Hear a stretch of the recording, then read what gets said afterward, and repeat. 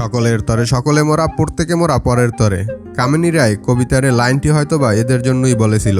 রুবাইয়া ফাতেমা তনি, যার উচিত বাংলাদেশ ক্রিকেট বোর্ডের কর্মরত প্রত্যেক কর্মকর্তাদের বৌমাইয়াকেও জামা কাপড় গিফট দেওয়া। কেননা এই বিসিবি যদি না থাকতো তাহলে আপার ব্যবসায় এতদিনে লাল বাত্তি জ্বলে যাইত। দেশের প্রথম সারির গণমাধ্যমগুলো যখন ব্যস্ত এই আপার গুলিস্তানের কাপড় পাকিস্তানি বলে চালিয়ে দেওয়ার খবর প্রচারে, ভোক্তা অধিকার যখন তার উঠতে থাকা ব্যবসাকে ঠাস কইরা মাটিতে ফালাইয়া দিল, আমজনতা যখন সমানে এই আপাকে গালি দিতে শুরু করলো, ঠিক তখনই রুবাইয়া ফাতেমা তনির দিকে মানবতার হাত বাড়িয়ে দেন বাংলাদেশ ক্রিকেট বোর্ড মানে বিসিবি। কেননা এই ফাঁকে বিসিবি তখন আসন্ন টি-20 বিশ্বকাপের দল ঘোষণা করেন। সেই দলে ক্রিকেটের মোনালিসা খ্যাত লিটন দাস জায়গা পেলেও 4 ম্যাচে 8 উইকেট নেয়া সাইফুদ্দিনের জায়গা হয় না। যাকে বাংলাদেশের পরবর্তী সাকিব বাবা হচ্ছিল সেই মিরাজও দলে জায়গা পায় না। আর আমজনতা তখন রুবাইয়া ফাতেমা তনিকে ভুলে গিয়ে বিসিবিকে পচা কসকো সাবান দিয়ে ধুতে লাগলো। এদিকে বিসিবির অবস্থা যখন খারাপ, তার দিকে মানবতার হাত বাড়িয়ে দিল বাংলাদেশের নাম্বার 1 ফুড ব্লগার, মানবতার ফেরিওয়ালা রাফসান্দা ছোট ভাই। সে তার মা বাবাকে গাড়ি গিফট করার পর সমালোচনায় আসে ব্যাংক লোন কেলেঙ্কারিতে,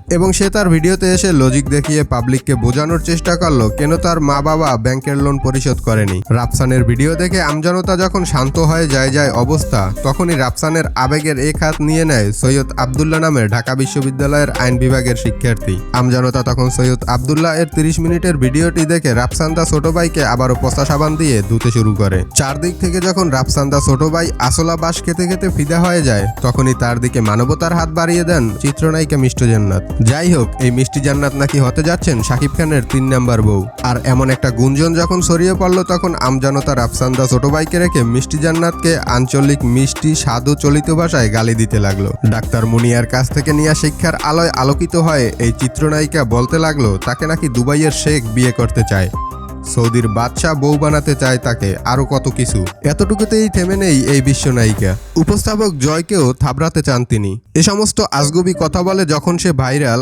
আমজনতা রাফসানকে ভুলে গিয়ে পচা কসকো সাবান দিয়ে ধুতে শুরু করলো এই নায়িকাকে। হজমি শক্তির চেয়ে বেশি গালাগালি খেয়ে চিত্রনায়িকার যখন বেহাল দশা, ঠিক তখনই তার দিকে মানবতার হাত বাড়িয়ে দিল বস্তির লেডি গাগা জেফার। সে এমন এক গান নিয়ে জনতার সামনে হাজির হলো, যে গান শুনে জনতা চারদিকে খোঁজাখুঁজি শুরু করলো জেফারের সোনা বন্ধুকে।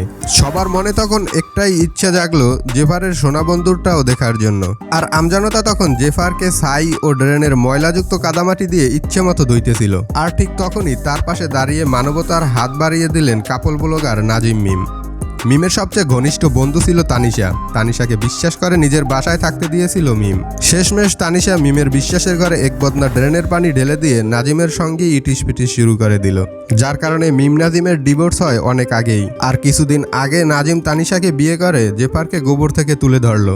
আর এখন আমরা অপেক্ষায় আছি নাজিমের দিকে মানবতার হাত বাড়িয়ে দেওয়া অজানা সেই ফেরিওয়ালার খোঁজে। আর এভাবেই যুগে যুগে মানবতার ফেরিওয়ালারা কামিনী রায়ের সেই বিখ্যাত লাইনটিকে আমাদের মাঝে বাঁচিয়ে রাখবেন।